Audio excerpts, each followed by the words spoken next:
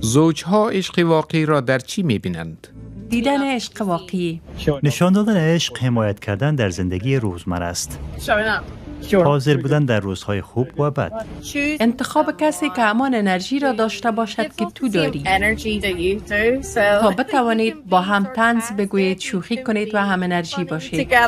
باید حتما صبر داشته باشید و عشق داد و گرفت است و اگر نتوانی آن را به کسی بدهی نمیتوانی عشق بورزی. همیشه باید ارتباط خوب وجود داشته باشد.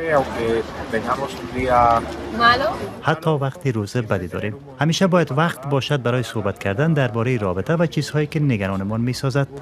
او برایم در تعطیلات یک تحفه داد و آن یک سفر به پاریس در همین امروز بود. این یک حرکت بسیار زیبا بود که برایم انجام داد و من خیلی دوستش دارم. برای یک رابطه سالم دیگر چی مشوره‌هایی وجود دارد؟ برای ما بنویسید.